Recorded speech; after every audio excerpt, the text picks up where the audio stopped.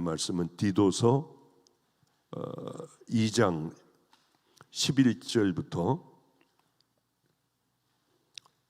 14절까지 보겠습니다. 제가 가지고 있는 성경 349면에 있습니다.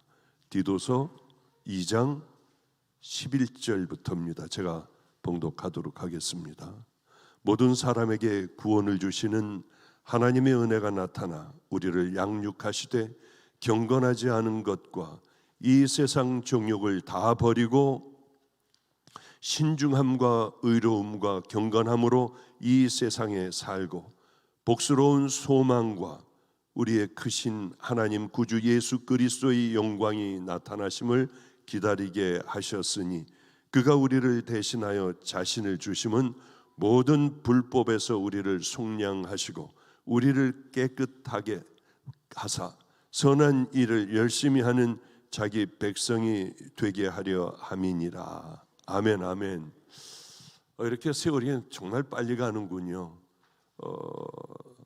우리 막 이 차를 타고 이곳으로 오는 동안에 98세 된 저희 아버님이 카톡이 오셨습니다. 98세 되셔도 유튜브에 다니면서 좋은 이런 영상 또 글들을 저에게 하루에도 몇 번씩 보내시는데 그게 아마 재미있으신 모양입니다. 그런데 예전에는 똑바로 이렇게 보내셨는데 이젠 글씨가 많이 틀리는 걸 보고 참 가슴이 아팠어요. 나는 은혜의 시대에 열심히 은혜를 전하면서 다녔다. 이제는 마지막 시대이니 성도들을 다 깨워야 한다.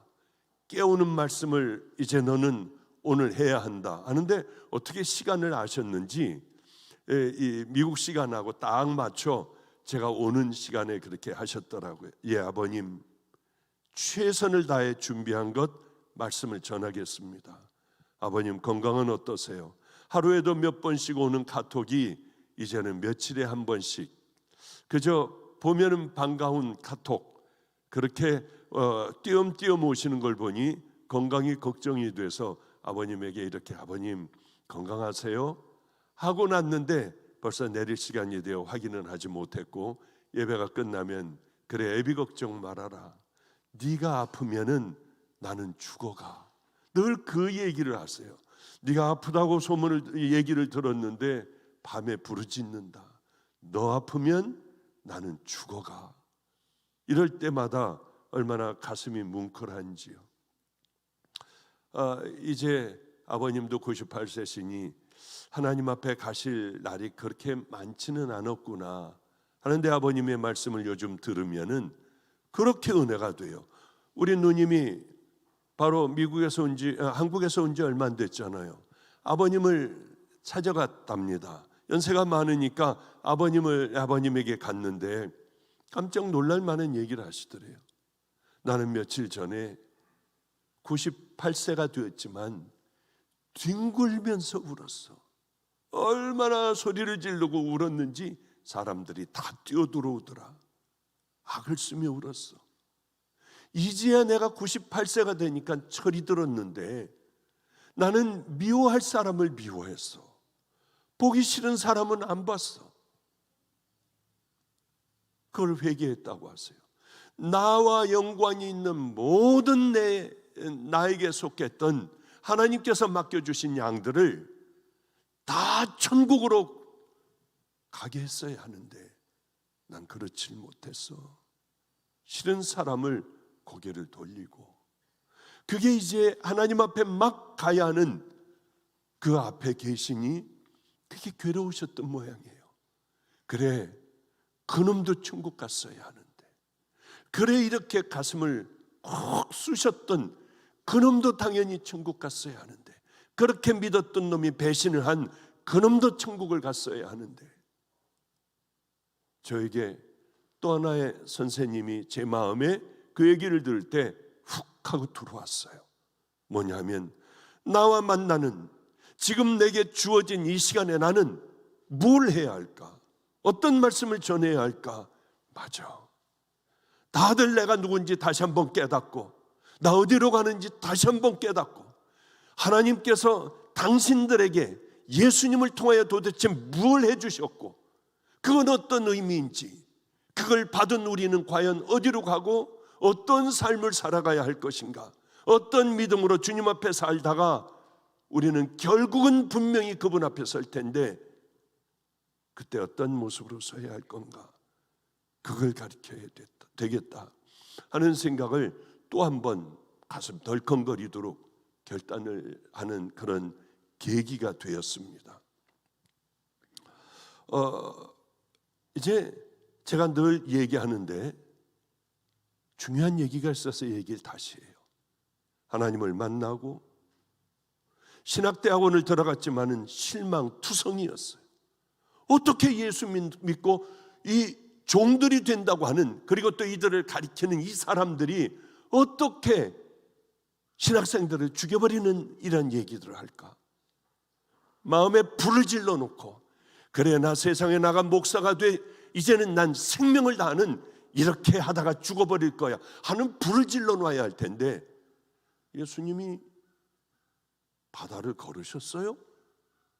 그건 멀리서 보니까 그렇게 보였을 뿐이고, 이러는데 속이 뒤집어지더라고요. 맨 뒤에서 하나님 앞에 그렇게 기도했어요. 하나님, 저놈 있잖아요, 나를 만나 주셨는데 저놈을 꼭 만나 주셔서 저놈 저런 얘기 하지 못하게 하세요. 신학생들에게 불을 질러 놓게 하세요. 그때 생각이 나, 저는 한국으로 돌아가면 신학대학마다 얼마나 많이 다녀야 하는지 모릅니다. 그것은 빠지지 않고 다녀요. 계속 신학대학 집회만 있어요. 물론 여기 오기 전에도 신학대학원 집회를 하고 왔고요. 왜? 꿈을 줘야 되잖아요. 불을 질러놔야 되잖아요. 주님을 위하여 죽는다는 결단을 하게 해야 되잖아요. 우리도 마찬가지입니다. 오늘 설교도 그저 늘 와가지고 예배 보는, 한번 보고 가고 뜰이나 밟고 문이나 열고 왔다 갔다 하는 그런 우리가 설교의 신앙의 삶을 오늘도 또 이렇게 돌아간다면 우리에겐 도대체 어떤 기회가 있을까요? 이 다음에는 될 거야, 설교 많이 들으면 될 거야, 굳어져요. 점점 단단하게 굳어져요. 점점 단단하게 세월이 흐르면 흐를수록 여러분의 신앙은 딱딱하게 굳어져 버려 이제 나올래야 나올 수가 없어요. 지금 이 시간에 굳어져 버린 우리들의 삶, 태도, 예배드리는 태도, 이런 태도서부터 하나님 앞에 두렵고 떨리는 마음으로 예배를 드린다면 우리는 조금씩 거듭나가고 새로워질 수가 있을 거예요.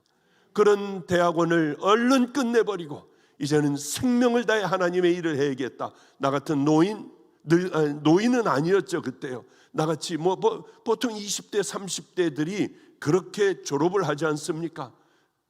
저 같은 경우는 40이 넘어 40대 중반을 가는 사람 누가 쓰겠습니까? 아무도 쓰는 사람이 없어 하나님의 은혜로 저는 산으로 돌아갔어요. 애장터, 애들이 죽으면 무조건 거기다 다 묻는 거기에 반잣집이 있었습니다. 옆에는 상여막이 있었고요. 저는 거리로 돌아가 2년 동안 사람들을 만나지 않으며 하나님 저를 훈련시켜 주세요. 교회는 제가 들어갈 수 없었어요. 나이 많다고 아무도 불러주질 않아요. 그러니 나를 이곳에서 직접 훈련을 시켜주세요. 제가 거기서 한 건 성경을 읽는 거예요. 읽다가 모르면 하나님 가르쳐달라고 그렇게 끈질기게, 누구에게 물어볼 수도 없잖아요. 휴대폰이 있어서 유튜브로 이거 찾는 그런 시대도 아니었잖아요. 그렇게 기도했어요. 그러면 알게 돼요. 몰랐던 것도 쭉 읽어 나가다가 보면 또 깨닫게 되고 또 알게 되고 다시 한 번 읽고, 그러면 벌써 한 번 읽고 2번 읽고 3번 읽고 10번 읽고 이러며 제 그 귀한 시간, 성령님으로부터 가르침을 받고 통곡을 하며 밤에 뒹굴며 울 때는 소쩍새가 그렇게 밖에서 울어요. 밤이 되면 산속이니까 소쩍새가 울어요. 이런 소리 있지 않습니까? 그러면 얼마나 하나님 앞에 괜찮아 그러는 소리로, 위로해 주는 소리로 알고 그렇게 많이 울었던 생각이 납니다. 그런데 사단하고 싸우기도 하고요. 무슨 사당 같은 데 가서 거기서 밤을 새우며 기도하기도 하고요. 그리고 또 그것뿐만이 아니라 산속 깊이 들어가 묘지 있는 데 가서 그 앞에서 생명을 다해 기도하기도 했어요. 하나님, 저는 말이 어눌하다고 사람들에게 들었어요. 무슨 소리야? 아니 말을 똑바로 해. 왜 여기 사탕을 문 것 같이 얘기를 해? 하나님이 여기서 다 고쳐가지고 훈련시켜서 내보내 주세요. 그리고는 돌아와서는 또 성경을 읽고요. 읽고 또 읽고 하는데 하나가 깨달아지더라고요.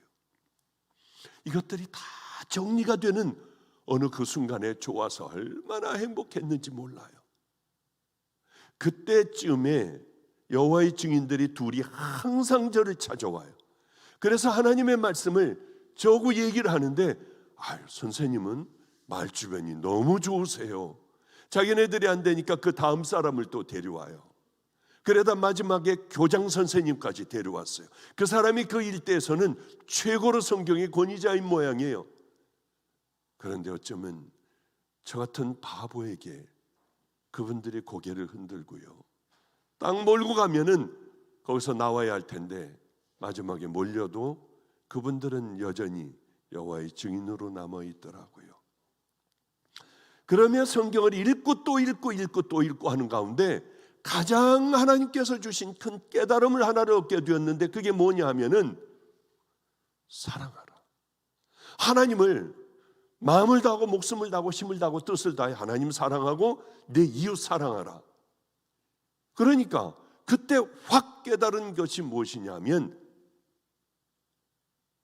아무것도 필요 없구나. 사랑이라고 하는 두 글자만 있으면 우리는 이 두 글자만 가지고도 평생을 싸워도 싸울 수 없는, 해결할래도 해결할 수 없는 이 한 가지만 딱 가지고 살아도 우리는 못 살겠구나. 하나님 다른 건 다 잃어버리게 해주시고 다른 지식들 다 없애버려 주시고 내 마음에 사랑 하나만 갖고 살아가게 해주세요. 그것을 결코 그냥 눈 감고 그냥 지나치는 법은 내 일생에 한 번도 없게 해주세요. 그런 결심을 했어요. 사랑. 하나님께서 우리를 사랑하셔서 예수님을 주시고 우리는 모든 죄에서 풀려나게 됐잖아요. 사랑 하나구나. 그래, 자격이 없는 자, 이렇게 더럽기가 짝이 없는 자, 우리 부모님이 내 더러운 속에 있는 죄를 다 보셨다면 너는 내 아들이 아니야, 너는 나가버려, 너 다시는 안 만날 거야, 아마 이런 얘기하실 저 같은 더러운 죄인을 기다렸다 말씀해 주시는데 얼마나 통곡하고 울었는지 몰라요. 그래, 사랑 가지고 나는 생명을 다해 이 길을 걸어갈 거야 하는데요, 그게 되겠습니까? 길거리에 있는 아이들을 불러 얘네들에게 사랑이 뭔지를 가르쳐주고, 그래 내 삶으로 가르쳐줘야겠다, 간증 못할 이야기들, 사람들에게 얘기해서 더럽혀진 자랑이 아니라 주님과 처음으로 풀어보는 그 얘기들은 많이 남겨놔야지. 하나님과 나와의 사연은 누구보다도 많은 사연을 남겨놓아야지. 그래서 저는 간증하는 것들이 한 20% 될래나요? 김성준 목사나 얘네들하고 같이 집회 가면 목사님 이거 하세요, 여기 뒤집어져요, 그거 하면요. 그게 자랑인가요? 그런 것들이요. 그렇게 사랑하며 살아가야겠다고 하는데 왜 그렇게 안 되는지요? 나를 때린 놈들, 또 주님 만나기 전에 있었던 세상에 있었던 그 일들, 자다가 말고 벌떡 일어나 사랑하며 살겠다고 했는데 이런 죽일 놈들이 어디 있나, 저것들은 지옥을 가야 해 하는 마음으로, 분한 마음으로 어쩔 줄 몰라 제가 왔다 갔다 하고 앉아 있는 거예요. 얼마나 속상했겠습니까? 저도 넘어지고 애들도 넘어지고요. 그런 세월이 얼마나 많았는지요. 이런 죄가 싫었어요. 하나님은 내게 어떻게 하셨는데 이런 죄가 싫어. 교회는 작습니다마는 기어다니면서 짐승같이 울었어요. 다니면 눈물이 쭉 다 묻어 있는 거예요.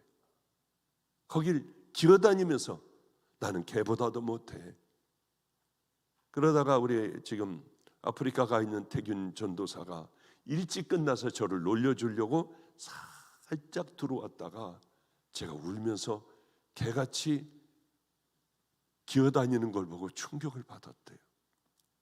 어느 날 물어보더라고요. 왜냐하면 난 개 같아서 그랬어. 하나님 앞에서 내 모습이 개 같아서 그랬어. 그러며 아이들을 가르쳤던, 그래, 내 마음에는 사랑 하나로 살아갈 거야. 나는 세상의 그 어떤 사람도 사랑하지 않을 거야. 주님만 사랑할 거야.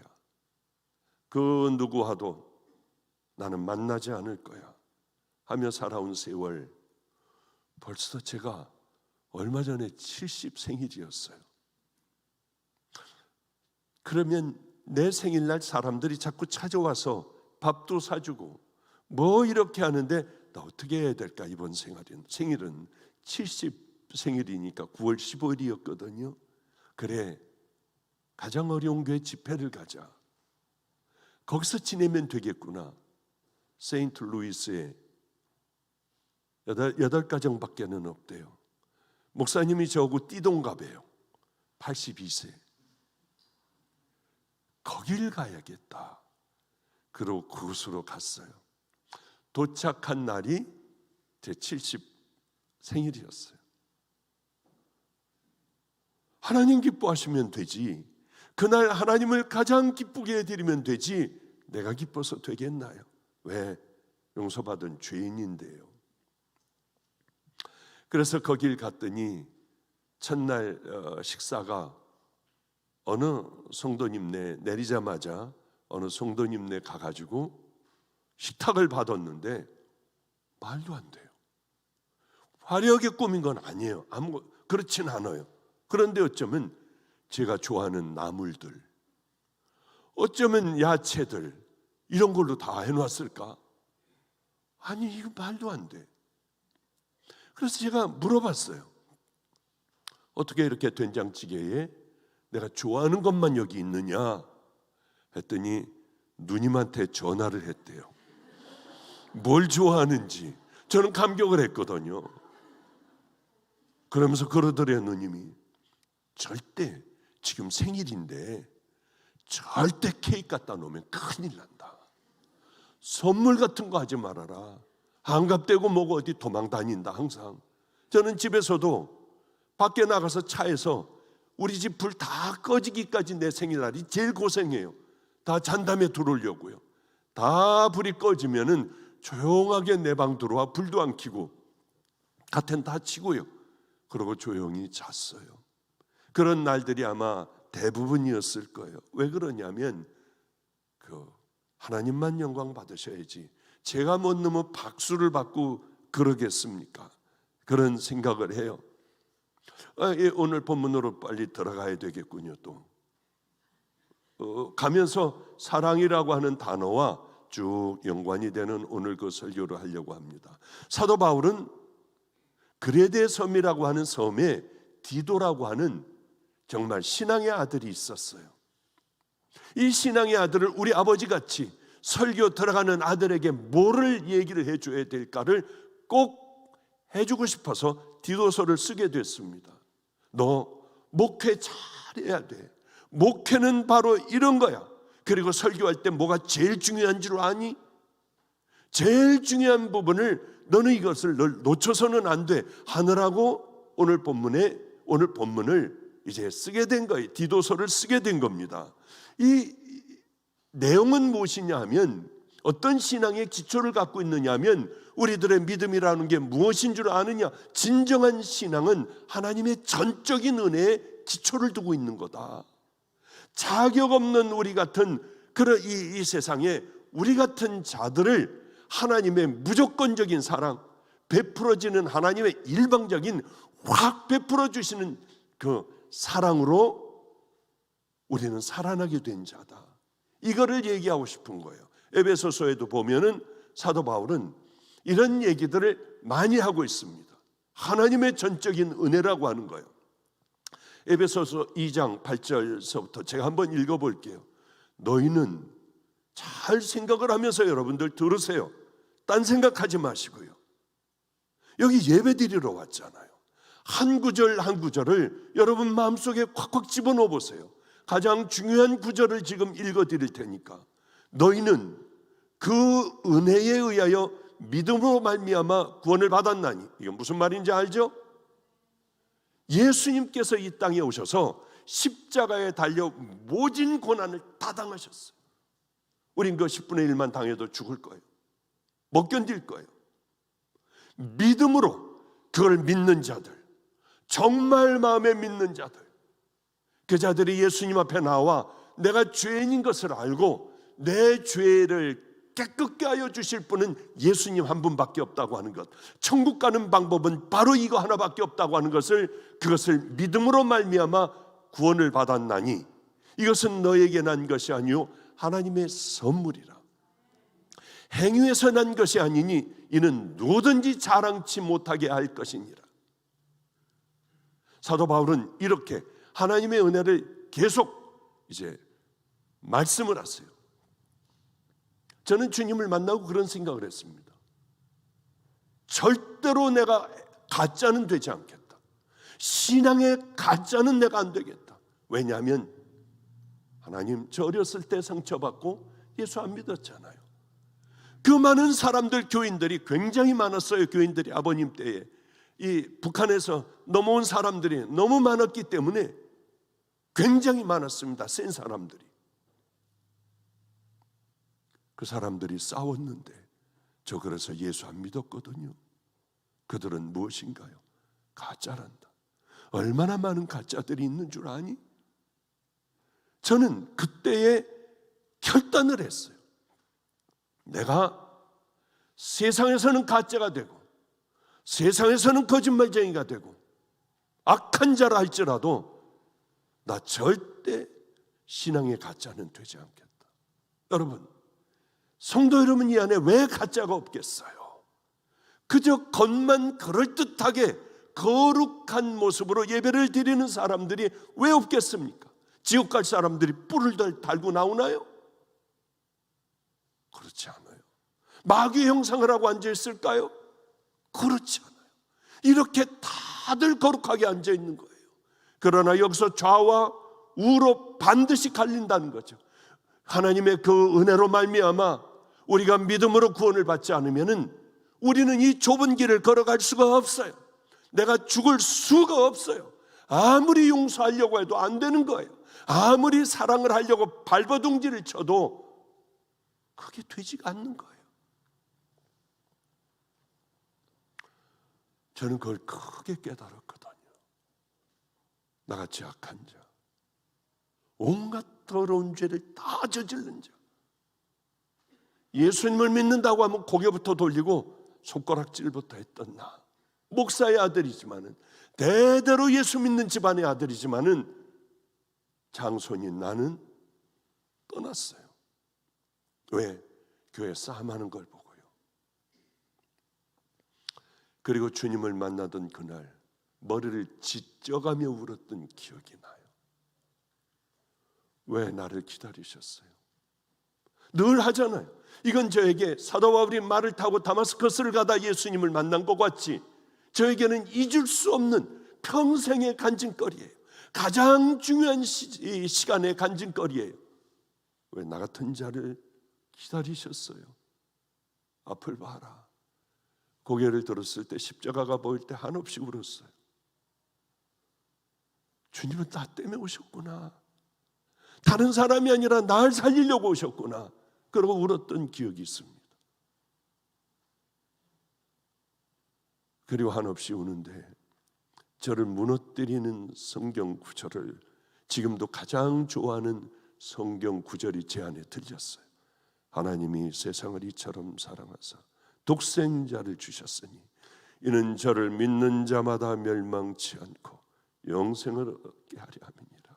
이럴 때 전 죽어버렸어요. 거기서 저는 완전히 죽어버렸어요. 내 평생에 정말 하나님의 말씀대로 살아야지. 나를 보고 종이라고 하셨습니다. 뭘 해야 될까? 나 의사가 아니구나. 다 갖다 없애버렸어요.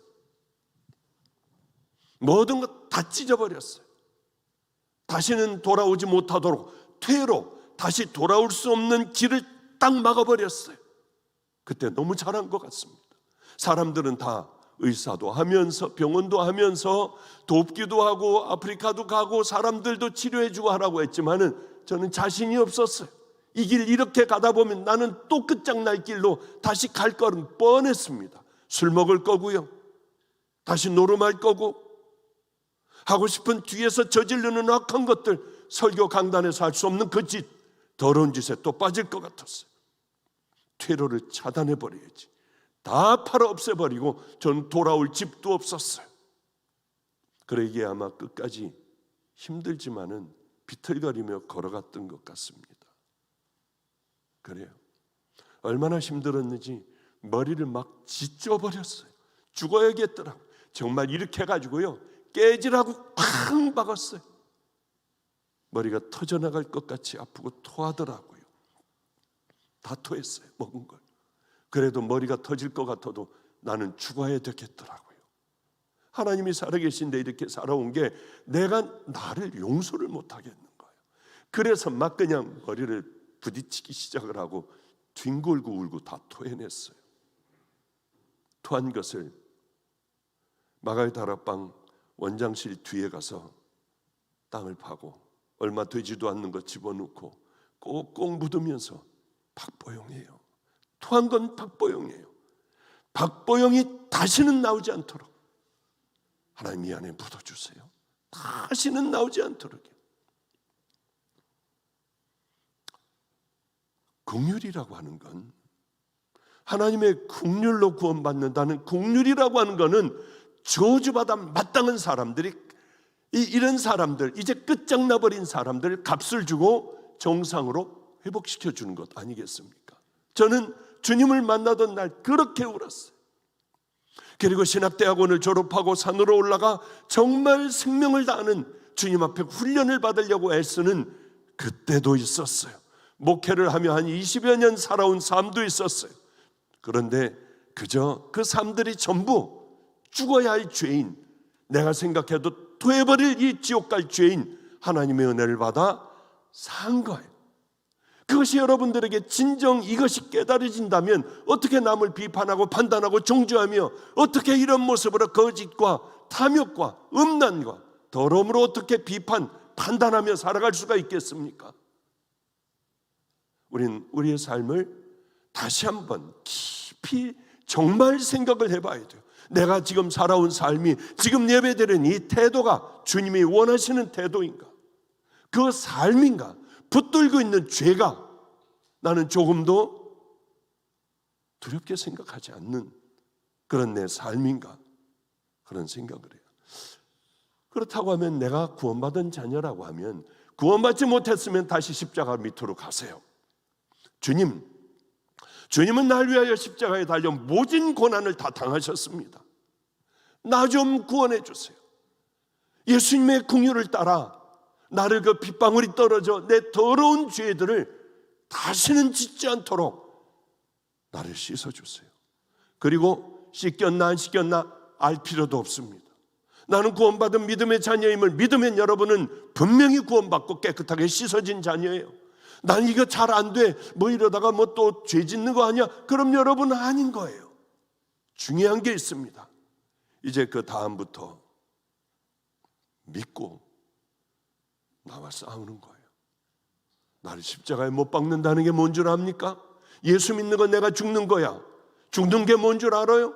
십자가에 못 박는 게 죽는 것. 그럼 뭘 못 박아야 돼요? 내 더러운 삶들, 하나님이 하지 말라고 한 것들, 그걸 다 못 박는 거예요. 하나님이 하라고 하신 것을 하지 않았던 이 모든 삶들 다 십자가에 못 박는 거예요. 그걸 회개라고 해요. 하나님이 보시기에 너 회개했다. 사람 보기에 말고요. 저 사람 달라졌어, 저 사람 착해졌어, 그런 얘기가 아니에요. 십자가를 만난다는 것은 싸우는 것이요. 죽으라고 싸우는 것이요. 잘은 안 되지만 넘어지면은 또 일어나는 거예요. 넘어지면 또 일어나는 그 모습을 하나님 보시기에 얼마나 아름답겠어요. 용서하지 못할 그런 사람들이 얼마나 많겠습니까? 제 안에. 지가 열심히 노력을 하고 넘어진 걸 알고 부들부들 떨며 또 일어나는 걸 보면요, 여기가 다 용서가 돼요. 그걸 붙들고 그저 있으면서 열심히 그냥 핑계만 대고 그냥만 아니라고 하고 하는 걸 보면 가슴이 아프고 용서가 잘 안 돼요. 그러나 넘어진 걸 자기가 진짜 이렇게 했다, 나는 그거보다 더 나쁜 놈이다, 이러면요 다 씻은 듯이 용서가 돼요. 나를 때려 퉁퉁 부은 적도 있어요. 교도소 갔을 때 따라 찾아갔는데 제 얼굴을 보더니 기가 막힌 모양이에요. 아직도 누릇누릇하고 부어 있으니까요. 그렇게 울더라고요. 그 아이를 부모들도 안 찾아가요. 제가 찾아갔더니 2분밖에 시간을 안 줘. 빨리 와. 이제 1분 남았어. 여기에 기회 대봐. 하나님이 아이를 고쳐주세요. 하나님이 아이 마음에 편안하게 해주세요.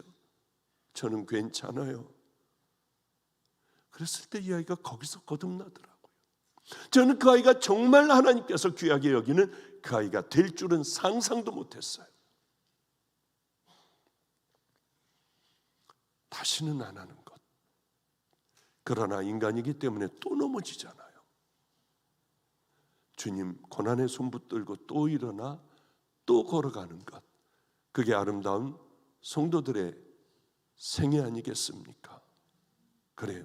그러면 우리가 이 땅에서 그 믿음으로 이제 나는 그걸 믿어, 이제 이 길을 걸어갈 거야 하면 뭘 해야 될까요? 가장 중요한 말씀이 있어요. 14절이요. 그가 우리를 대신하여 자신을 주심은 모든 불법에서 우리를 속량하시고 우리를 깨끗하게 하사.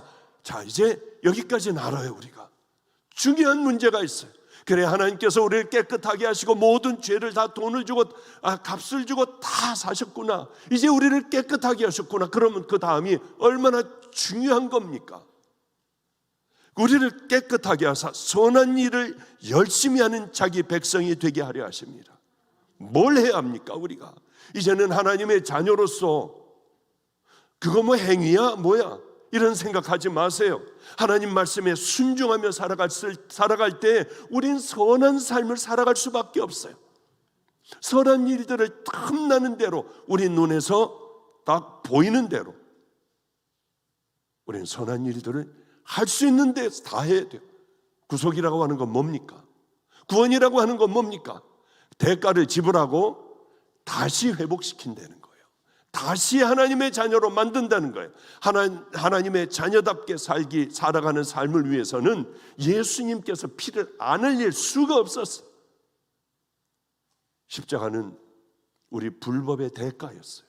우리 악한 죄의 대가였습니다. 그러면 이제 어떻게 살아가야 하나요? 간단한 예를 들잖아요. 우리 아버님 예를 들지 않아도 간단한 예를 들면은, 저 몸을 팔고 있는 미군 부대 가까운 데서 몸을 팔고 있는 여자들이 있어요. 갈 때까지 갔어요. 온갖 병도 다 옮고요. 그런 여인이, 그런 애가 하나가 그날도 나가서 몸을 팔려고요. 그래야지 먹고 사니까 나가는데 또 미국 사람이 가서 끌어안고 비벼대고 그냥 온갖 별추한 짓을 다 했어요. 미군이 아니라 선교사였어요. 그거 얼마나 불쌍해요. 음란한 눈으로 보면은 선교사도 넘어갈 수 있지만은, 그러나 불쌍한 눈으로, 구원받은 믿음의 눈으로 보면은 세상에 불쌍한 이런 사람이 없어요.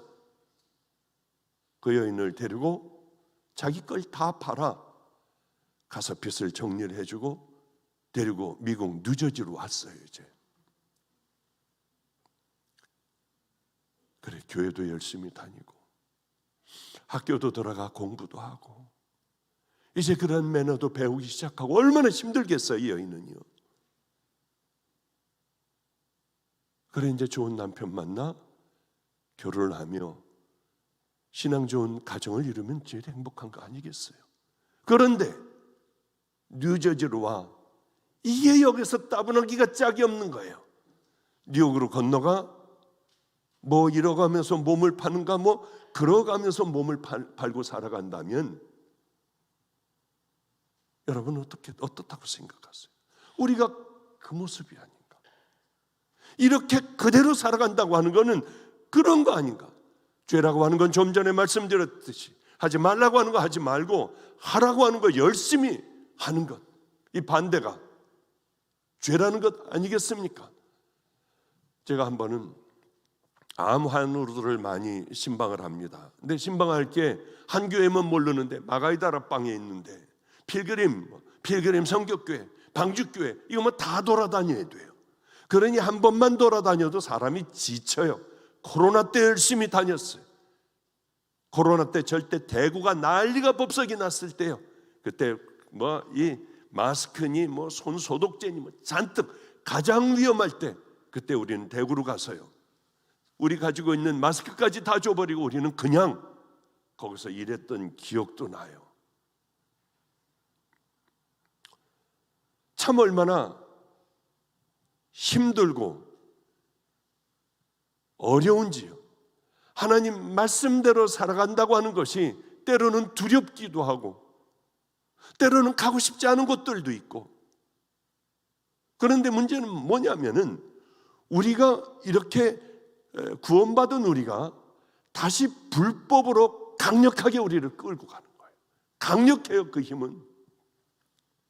그래서 과거로 자꾸 돌아가려고 하는데 사도 바울은 이렇게 얘기하잖아요. 은혜를 헛되이 하지 말아라. 그거 다 헛되이 하는 거다. 뉴욕으로 가서 몸 파는 거하고 똑같은 거예요.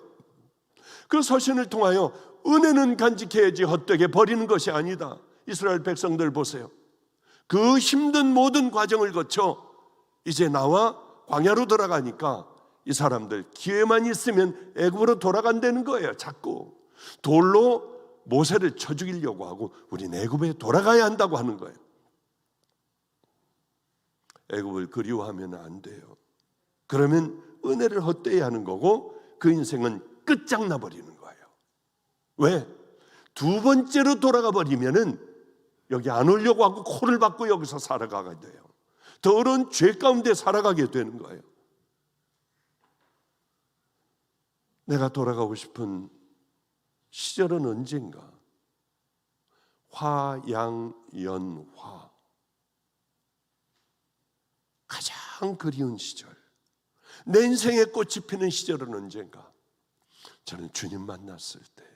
옛날에 잘 살고 뭐 편안하게 살고 자랑할 게 많던 그때가 아니라 주님 만나던 바로 그 밤, 그리고 주님 만나고서부터의 내 삶의 인생, 그게 제게는 화양연화였던 것 같아요. 인생의 가장 아름다운 꽃이 피는 시절. 그래요. 매 맞는 것도 그립고 그저 이렇게 살아가는 모든 삶들이 다 그리웠던, 이게 어느 분이 아이패드를 하나를 사주셨습니다.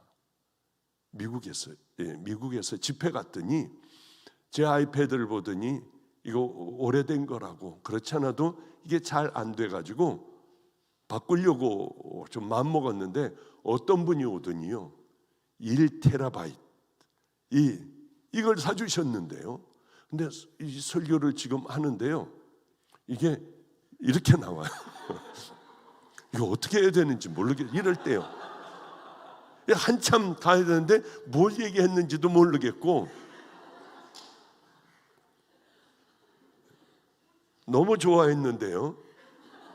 이게 참 이렇군요. 아주 당황스러워요. 이럴 때 여기까지 내가 뭘 했더라. 이 다음번으로 가야 되는데 막막하기가 짝이 없는 때가 얼마나 많은지 몰라요.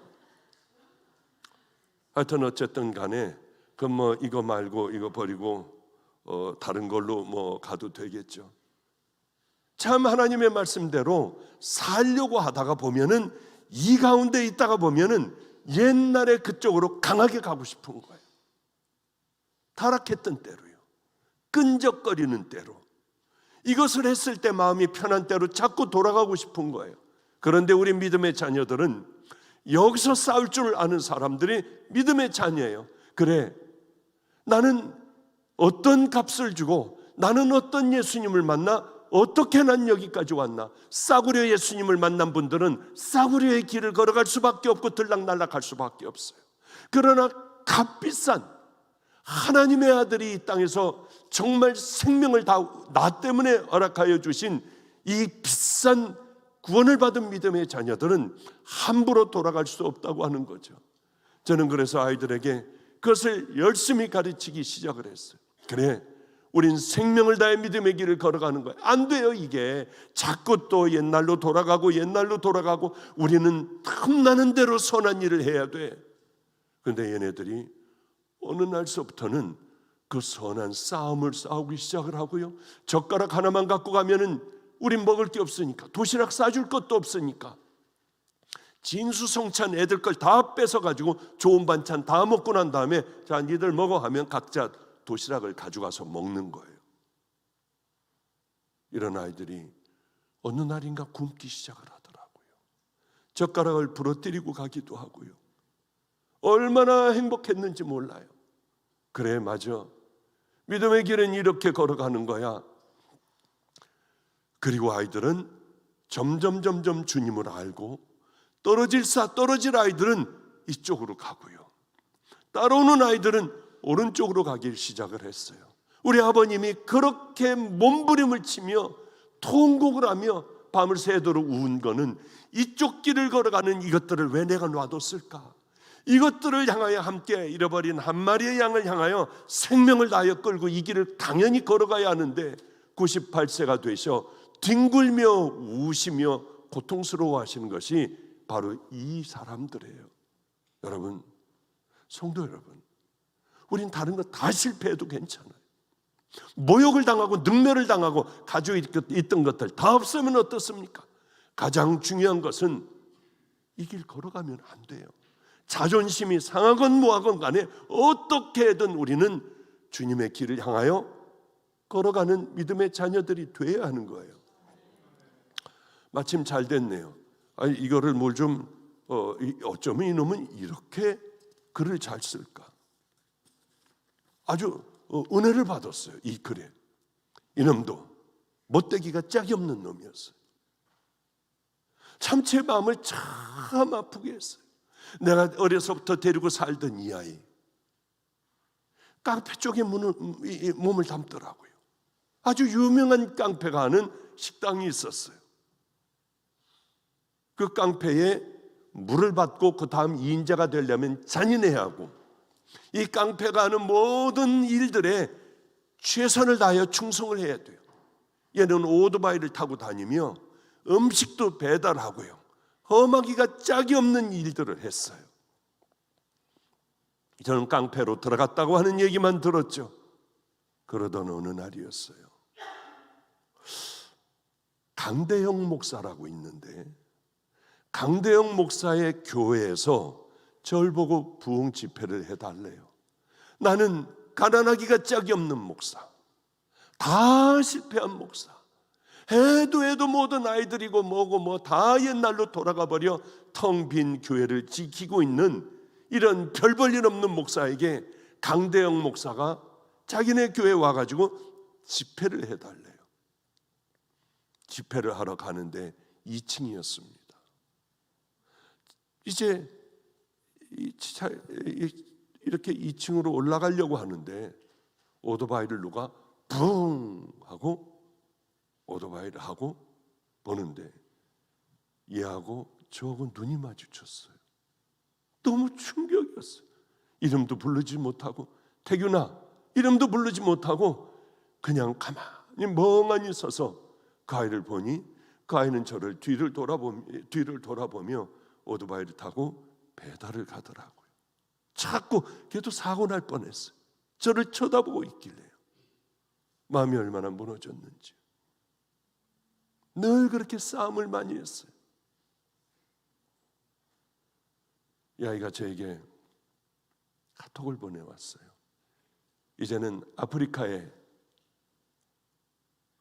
마사빗이라고 하는 무서운 그 서로 죽이고 죽고 하는 그 동네에 들어가 장애우들, 애들 눈먼 애들, 뭐 또 이 걷는 거 잘 안 되는 애들, 머리가 이만하고 손발은 짧은 애들을 자기 자식같이 키워요.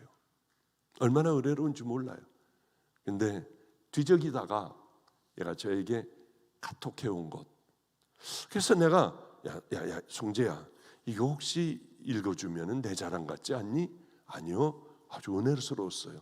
그러니까 제 자랑인 건 제가 슬슬 빼가면서 좀 읽어볼게요. 다 읽을까요? 아, 그래요? 그럼 다 읽을게요. 왜냐하면 이게 꺼져가지고 시간이 아직도 많이 남아있는 거예요. 제가 읽어볼게요. 오늘은 제가 사랑하고 존경하는 우리 목사님 생신입니다. 그런데 목사님 생신 축하해요 라는 저는 말을 못해요. 목사님은 종이 생일이 어딨니? 케이크 가져다 놓고 촛불 켜고 서로 박수 치는 것 또한 우리 주님께 모두 감사로 드려야지. 그런 것 하면 안 돼. 나 같은 주인 살려주신 그 은혜에 감사해서 말이야. 생신 축하한다는 말씀을 드리려면 인간적으로는 좋으시겠지만 왠지 목사님 가슴 한편에 묵직한 부담을 드릴 것 같아 그 흔하디 흔한 생신 축하드려요 목사님, 이 한 말을 못 드렸습니다. 저는 안성에서 목사님과 살 때 그렇게 목사님이 죽어가며 아프신지 몰랐어요. 갑자기 생알로에를 힘겹게 깎아 드시고 가슴을 쓸어 내리시는 모습을 보았을 뿐입니다. 목사님께서 피를 토하고 죽어가며 하나님 앞에 하루하루를 준비하며 살아가셨던 것도 대부분 인천에서 목사님의 간증을 듣고 알게 되었죠. 중국 집사님과 함께 천안 아산대학병원에 검진을 받으러 함께 갔지만은 왜 검진을 받으셨는지, 그때 무슨 일이 일어났는지 그때도 몰랐어요. 그리고 나중에 목사님께 조용히 물었습니다. 목사님, 그때 왜 힘들다고 하지 않으셨어요? 목사님은 고개를 돌리시며 진행한 일을 생각하듯 말씀해 주셨어요. 그때 내가 무너지면 너희 모두 다 무너지지 않겠니? 목사님께서 좀 누워 계시면 저는 감기 몸살인 줄 알았습니다. 하지만 그 아픈 모습도 얼른 감추시려고 혼자 고통의 싸움을 하고 계셨었지요. 그때 어릴 적 목사님의 삶의 무게를 나누어 지기에 저희는 너무나도 철이 없었고 어렸고 세상 분간 못하는 철부지들이었어요. 지금도 그렇지만요, 가끔씩 목사님 힘드시죠? 목사님 마음을 몰라주는 저희 때문에, 성도님들 때문에 힘드시죠 하면은 주님이 다 아셔, 괜찮아. 근데 내 마음은 아마 다 모를걸? 얼마나 눈물이 나던지요. 목사님은 또 생신날이 다가오면 사람들을 피해 가난한 사람들, 어려운 사람들을 찾아다니며 하나님 기뻐하시는 일들을 하셨던 게 기억이 나요. 새벽에도 전화 한 통에 그 먼 거리를 한달음에 달려가 기도해 주시고 위로해 주셨던 일들이 있잖아요. 새벽마다 성도님 영업장에 찾아가 사랑하는 양들을 위하여 무릎을 꿇고 우리들 다 기도해 줬지 않습니까? 저는 언제쯤 그런 하나님의 종이 될까요? 어제는 화장실에 자신의 아이를 낳아버렸지만은 극적으로 구조된 어린아이의 집에 생일 잔치가 있었습니다. 저도 초대를 받았어요. 하지만 후원 물품과 재정을 보내드렸고 전 가지 않았습니다. 이분들이 인간적으로 저를 의지할 것 같은 두려움과 걱정이 앞섰기 때문이에요. 제가 이렇게 불순종하고 연약한 종이에요. 목사님을 생각하면 수많은 사람들을 영적으로 붙들고 가시는 것을 보면 저는 얼마나 티끌 같은 존재인지요, 얼마나 부족하기 짝이 없는 지렁이 같은 자인지 숨쉬는 것마저 참 부질없음을 느낍니다. 하나님께서 저 같은 벌레 같은 놈도 사랑해 주셔서 이렇게 귀한 목사님을 만나게 해 주시니 얼마나 감사한지요. 그렇게 저는 하루하루를 살아가게 됩니다.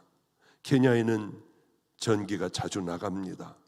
혼자 있는 밤에 촛불을 켜고 그 앞에 가만히 앉아 있어 보았습니다. 작은 바람에도 이리 흔들리고 저리 흔들리는 촛불을 보니 영락없는 저희도군요. 저 자신을 보는 것 같았습니다. 하지만 그때 주님께서 촛불의 심지를 보라고 하셨습니다. 그리고 이렇게 저를 위로해 주셨어요. 태균아, 촛불은 흔들리지만 심지는 흔들리지 않는단다. 비록 내 상황이 흔들리는 촛불처럼 위태할지라도 내 마음의 심지를 나를 사랑하는 마음으로 삶을 곧게 하면 너 또한 어둠을 밝히는 귀한 내 도구가 되지 않겠니?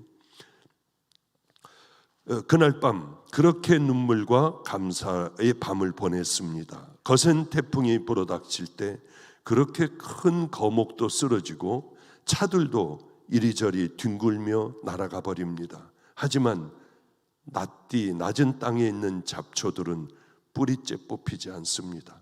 그만큼 연하고 부드럽기 때문에 거센 태풍이 이리저리 때리고 휘감아도 그저 흔들리고 말기 때문입니다. 우리의 삶이 세상이 보기에는 보잘것없는 삶이라도 마음만큼은 왕 되신 주님께서 겸손하게 나귀를 타고 예루살렘에 입성하신 우리 예수님의 성품을 꼭 닮아가도록 기도하며 소원을 해볼게요. 어쩌면 이놈이 이렇게 글을 잘 쓸까? 이 무식한 놈이 대학을 갔는데 그런 얘기하면 안 되겠군요. 저는 지금 그런 생각을 했어요. 내가 이걸 읽을 동안에 내가 이렇게 같이 오는 우리 간사가 이것들을 딱 바꿔주면 얼마나 행복할까. 그런데 정말 와가지고 이렇게 딱 바꿔줬어요. 이렇게 하고 끝내려고 했거든요. 예, 금방 끝낼게요. 근데 얼른 생각이 드는 게 주님에게도 이런 종이 되야겠다. 척척 뭐가 맞아야 되잖아요. 제가 우리 간사한테는 가끔 그런 얘기를 해요. 너는 맹한 데가 있어. 맹한 데. 이렇게 뭐가 딱 봐가지고 이게 뭐 어떻게 잘못됐다 하면 센스가 있어서 딱 바꾸는 사람이 돼야 돼. 알았어? 예. 오늘 보니까 아주 100점이네. 어쩌면 세상에 이렇게 저하고 착착 잘 맞는지요. 주님, 얘가 할 때 읽고요. 목사가 되면은 보고 읽고 하면서도 여기서는 딴 생각을 해요. 주님, 저도 주님을 이렇게 맞춰드리는 그런 종이 되게 해주세요. 네, 여러분 뭐 걱정하지 마세요. 그렇게 그럼 아직도 또 긴 거 아니야? 곧 끝내드릴게요. 5분 내에 얼른 정리하고 끝내드릴게요. 이게 사람이 변화돼야 돼요. 그렇게 열심히 신방을 가는데 어느 집에 신방을 가게 됐어요? 환우에. 근데 목만 있어요. 요것만 살았어요. 요거 움직이지도 못해요. 눈 돌리고 생각하는 것만 해요. 여기서부터 다 마비예요. 아무것도 못하는 분이에요. 그분네 집에 갔더니 너무 조그만 집안인 거예요. 작은 집안이에요. 이 사람은 눈만 돌릴 수 있어요. 여기에 교양도 생기고 하여튼 최악의 상황이었습니다. 근데 깜짝 놀란 게 뭘 보고 눈을 이렇게 돌리는 거예요. 말도 힘들게 한마디 겨우 하고. 봤더니 이 사람들이 이분이 자기가 중보 기도해야 할 암 환우들을 자기 눈에 딱 보이는데 고개도 못 돌리니까 거기에다가 쫙 써놨더라고요. 깨면은 그 사람들을 위하여 기도하는 거예요. 움직이지도 못하는 온몸이 마비된 이 사람이요. 그리고 거기에 나 자신을 죽게 충성하고 사랑하게 이렇게 써놨어요. 얼마나 충격이었는지요. 우린 육신 다 건강해요. 그러면서도 불평 불만밖에 없어요. 우리는요 원망밖에 없어요. 하나님이 이렇게 우리들에게 기회를 주셨는데 그 기회도 다 잡지를 못해요. 얼마나 마음이 아픈지 몰라요. 이런 사람들도 그렇게 하여 제가 그날서부터 시작을 하여 암 환자 혼자 오피스텔에서 힘들게 먹지도 못하고 있는 사람 얼른 사람도 붙여주고 거기 가서 이 사람을 돌보게 하고요. 다니면서 열심히 하나님의 일을 했던 기억이 나요. 그렇습니다. 우리가 가장 중요한 게 뭘까? 우리의 삶에서 인생에서 가장 중요할 게 뭘까? 오늘 본문 한번 다시 그저 14절만 읽어드릴게요. 그가 우리를 대신하여 자신을 주심은 모든 불법에서 우리를 속량하시고 우리를 깨끗하게 하사 선한 일을 열심히 하는 자기 백성이 되게 하려 하심이니라. 이제 선한 믿음의 자녀들, 그 생명의 길을 향하여 걸어가는 자녀들이 아니라면 내 신앙과 믿음을 다시 한번 의심해보는, 그리고 우리의 신앙의 옷깃을 다시 한번 여미고 믿음의 길을 향하여 하루하루 귀한 은혜의 길을 걸어가기를 여러분 축복합니다. 한 가지만 얘기하고 끝낼게요. 케냐에서는 저를 아주 악한 자로 봐요. 아주 나쁜 사람으로 봐요. 그게 왜 그러냐면 케냐의 케냐의 나이로비에 있는 교회가 엄청난 땅을 가지고 있어요. 그게 막 오르고 또 오르고 뭐 이제 거기도 천정부지로, 그러니까 100배 뭐 그런 게 아니라 아주 뭐 그냥 엄청나게 많이 오른 모양이에요. 그러니까 박보영 목사가 1000여 명 넘는 교인들을 다 버리게 하고 이 목사를 거기에 보냈구나, 뭐 그렇게들 많이 생각하는 모양이에요. 야, 한 명이 성도가 감동을 받아 우리 주님 앞에 돌아온다면 어마어마한 재산 다 줘버리고 너희들은 가난한 교회로 그저 남아있어. 한 명이 은혜를 받는다면 그까짓 것 어마어마한 땅들 다 포기해버리고 가난한 교회로 살아가는 게 우리 주님 기뻐하지 않겠니? 목사님, 염려하지 마세요. 제가 다 그렇게 할 거예요. 교인들을 설득해서 우리는 가난하기 때문에 십자가 붙들고 걸어가는 그런 교인 되도록 제가 할게요. 이 교회가 탄탄하게 잘 세워지면 저는 제 것이라도 한 푼도 가져가지 않고 여기에 다 놓고 저는 떠날 겁니다. 한편으로는 이런 생각도 들어요. 얘네들이 철이 없어 힘들게 하는 날들도 있었지만은 그래, 기본은 살아있구나. 기본 바탕은 살아있구나. 그래서 참 감사했어요. 제 마음에 지난 날들도 다 녹아버렸어요. 가장 귀한 것은 다 없어지더라도 한 심령이 구원받는다면 그걸로 기뻐하는, 세상이 뭐라고 하든 그걸로 기뻐하는 우리 성도들, 그것이 가치관인 우리 성도들이 반드시 되시기를. 그래서 이제는 세상이 우리를 비웃고 욕하는 것, 왜? 버리지 못하기 때문에, 옛날로 돌아가기 때문에 우리에게 손가락질을 하는 이 손가락질이 하나님을 찬양하는 찬양으로 바뀌는 은혜의 이 제단이 되시기를 주님의 이름으로 축복합니다. 기도하겠습니다. 거룩하신 하나님, 우리를 붙들어 주소서. 돌아가지 않게 하여 주소서. 예수님 그 피 묻은 손으로 우리를 꼭 안아주시사 우리들의 더러움이 주님의 거룩함으로 거듭나고 변화되는 귀한 성도들 꼭 되게 하여 주시옵소서. 예수님 이름으로 축복하옵고 기도드렸습니다. 아멘.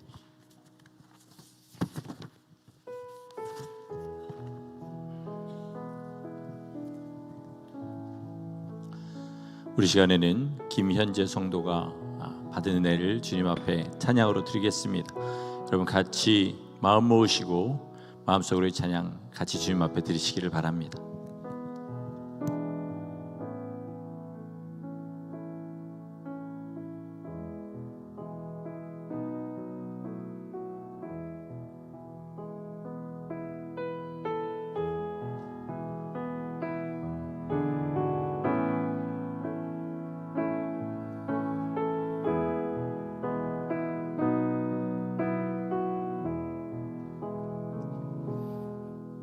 낙엽처럼 살아온 내 모습이 부끄러워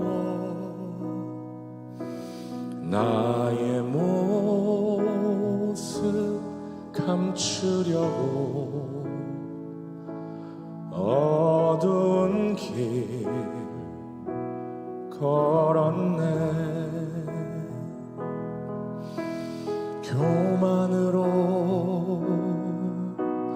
물든 이몸 내 뜻대로 살다가 지쳐서 넘어지고 견디다 못해 쓰러질 때 예수님 피 묻은 손 나를 잡아 주셨네. 당자처럼 살아온 내 모습이 부끄러워 나의 모습 감추려고 어두운 길 걸었네. 욕심으로 물든 이 몸 세상 유혹 쫓다가 세상 사랑 멸시천대 견디다 못해 쓰러질 때 예수님 피 묻은 손 나를 감싸 주셨네. 잡초처럼 살아온 내 모습이 부끄러워 나의 모습 감추려고 어두운 길 걸었네. 죄악으로 얼룩진 몸 방황하며 살다가 병들어 상한 몸 견디다 못해 쓰러질 때 예수님 피 묻은 손 나를 구원하셨네.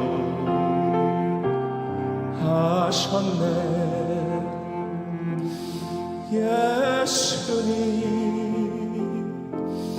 피 묻은 손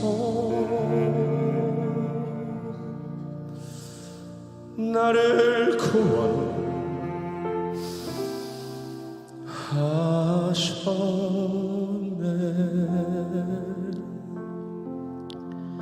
아멘. 아멘. 우리 시간에 들으신 말씀 생각하시면서 같이 주 앞에 기도하며 나가시겠습니다. 우리 주님 우리를 구원하시기 위해서 얼마나 큰 고난 당하셨는지 잊지 않게 하여 주시고, 항상 우리 삶에 두 갈래 길이 있을 때 주님을 기쁘시게 하는 길이 무엇인지 알게 도와주시고, 어떤 것을 잃어버리고 어떤 것이 우리 삶에서 손해가 난다 할지라도 주님이 기뻐하시는 길 걸어가도록 주님 우리를 붙잡아 주옵소서. 언제나 주님의 피 묻은 손, 피 흘리신 발자국이 보이도록 인도하여 주셔서 길 잃지 않고 이 길 걸어가도록 주님 역사하여 주시옵소서. 우리 시간 주님 앞에 간절한 마음으로 기도하며 나가시겠습니다. 살아서 역사하신 하나님 아버지, 우리를 위하여 그 모진 고난 당하신 주님의 거룩한 발자국이 우리 눈에 보이게 하시기를 간절히 소원합니다. 하나님, 주님을 기쁘시게 하는 길이 무엇인지 하나님 날마다 주님 앞에 알고 나갈 수 있도록 인도하여 주시고, 우리의 삶에 하나님 아버지 참으로 주님 선택의 순간이 있을 때마다, 옛날에 내가 기뻐하는 것들이 하나님 나를 유혹할 때마다 당연히 예전 같으면 걸어갈 그 길 걸어가지 않게 도와주시고, 이제는 주님이 기뻐하시는 길 싸우며 걸어가도록 인도하여 주시옵소서. 오늘도 보혈 여기 하나님 우리 가운데 함께 하시는 것은 넘어진다 할지라도 그 손 붙잡고 일어날 수 있는 주님의 사랑이기 때문에 깨닫게도 알게 해 주시옵시고, 두려워하지 않게 하시며 하나님 주님의 사랑 가운데, 주님의 인도하심 가운데 하나님 사랑을 믿고 의지하고 십자가 짊어지고 그 길 걸어가는 사람 되게 하여 주시옵소서. 누군가는 주님을 제대로 만나서 주님이 기뻐하시는 길을 끝까지 걸어가 예수 그리스도의 영광에 동참하고, 누군가는 하나님 아버지 예수님을 제대로 알지는 못하면서 아는 척하다가 결국은 영원한 멸망에 빠지는 것이 믿음의 길인 것을 깨달게 하시고, 나는 그렇지 않을 것이라고 자만하지 않게 하시며 두렵고 떨리는 마음으로 구원을 이루게 하시고 우리 하나님이 기뻐하시는 생명의 길 걸어가도록 인도하여 주옵소서. 주님이 피 흘리시며 걸어가신 길 우리는 하나님 아버지 휘파람 부르며 걸을 수 있겠습니까? 하나님 붙들어 주시어서 고난이 당연한 것, 멸시와 천대가 당연한 것으로 하나님 그렇게 서도록 인도하여 주옵소서. 예수님 피 묻은 손 나를 구원하셨네. 우리 중에 어떤 사람은 주님 따라가던 길에서 살려주세요 주님 앞에 손짓하던 이때 우리 주님께서 귀한 종을 불러주신 줄 믿습니다. 하나님이 열어주신 그 길, 피 흘려서 몸을 찢어 이루신 그 길에서 벗어나지 않도록 인도하여 주시고, 고난이 없는 길이 그 길이 아니라 고난이 있는 길이 그 길인 것을 알게 하시고, 손해가 있는 길이 그 길인 것을 알게 하시고, 멸시와 천대가 있는 곳이 그 길인지 알게 하여 주옵소서. 주님은 피 흘리시며 걸어가신 길, 나는 그저 맨몸으로 건강하게 끝까지 참으로 기쁘게만 걸어가려는 그 모든 헛된 망상에서 벗어나게 하시고, 주님이시라면 당하셨을 그 모든 것들을 함께하며 주님의 뒤를 따라갈 때 주님의 영광에 동참하는 우리 모두 되게 하여 주옵소서. 그 소원 가지고 주님 앞에 귀한 물질을 구별하여 드렸습니다. 하나님, 우리의 몸과 마음도 함께 주님께서 받아주시고 우리 길 끝까지 주님이 보여주시는 길 걸어갈 수 있는 믿음으로 갚아 주시옵소서. 이제는 나 같은 죄인 위하여 십자가 모진 고난 당하신 우리 구주 예수 그리스도의 크신 은혜와 넘어지고 쓰러져도 다시 일어나려고 주님 앞에 손 내밀 때 잡아주시고 이렇게 세우시는 하나님의 변함없고 극진하신 그 사랑과, 오늘도 우리 심령 가운데서 구원의 길 끝까지 걸어가게 하시도록 탄식하며 기도하시고 우리의 삶을 인도하시는 성령님의 내주 교통하심이, 오늘 주의 말씀 듣고 주님 끝까지 주님 기뻐하시는 길만 걸어가겠습니다. 힘없고 믿음 없으니 도와주시옵소서. 하나님 앞에 간구하는 모든 무리들 가운데 이제로부터 영원까지 함께 하시기를 간절히 축원하옵나이다. 아멘.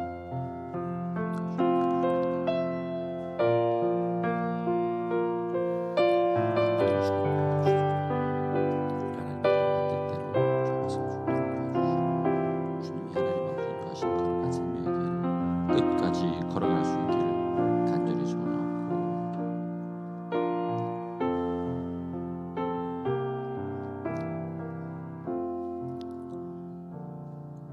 오늘도 우리에게 변함없는 사랑 은혜 베풀어 주신 주님께 감사와 찬양의 박수 올려드리겠습니다. 할렐루야. 아멘.